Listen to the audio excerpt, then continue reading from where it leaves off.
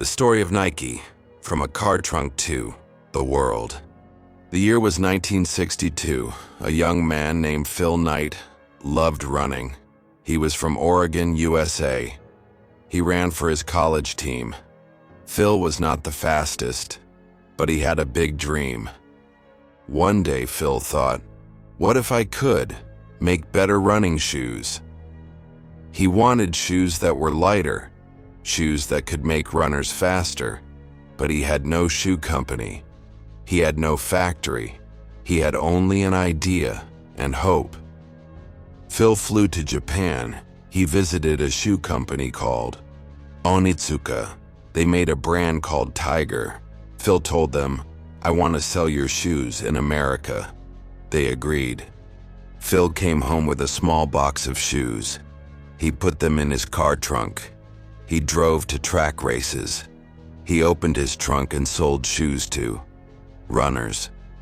His company had no store, no office, just Phil, his car, and his dream. Phil's old running coach, Bill Bowerman, saw the shoes.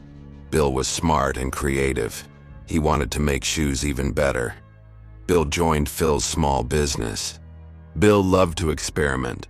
One day he looked at his wife's waffle iron in the kitchen. He thought, what if the bottom of a shoe had this pattern? He poured rubber into the waffle iron. It worked. The waffle sole gave runners more grip and speed. This was the first big turning point. Their shoes were now different from all others. But in 1971, trouble came. The Japanese shoe company ended their deal with Phil. Phil had no more shoes to sell. Phil could have given up, but he didn't. Instead, he said, we will make our own brand. They needed a name. They needed a logo. A friend suggested the name Nike. It was the name of the Greek goddess of victory. Phil also needed a logo. He asked a student named Carolyn Davidson to design one. She drew a simple checkmark shape. It looked like movement. Phil said, it will grow on me. He paid her only $35. The swoosh was born. In 1972, they made their first Nike shoes. They were light. They had the waffle sole. They were perfect for runners. Phil and Bill gave the shoes to athletes. The athletes won races. People saw the shoes and wanted them. But Nike still had big competition. Other shoe brands were richer and bigger.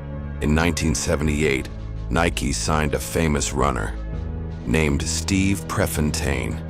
Steve was young, bold, and loved Nike's shoes. When he raced, the world watched. Later, in 1984, Nike took a huge risk. They signed a young basketball player named Michael Jordan. Michael was just starting his career. Nike made a shoe for him, Air Jordan. The shoes became a sensation. Kids wanted them, adults wanted them.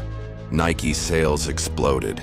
Nike began making shoes for many sports. They also made clothes. They advertised with the famous line, "Just do it." This simple message inspired people. From Phil's car trunk to Olympic Games, Nike became the biggest sports brand in the world. Phil Knight once said, "The cowards never started, and the weak died along the way." That leaves us. It was his way of saying, dream big, work hard, never give up.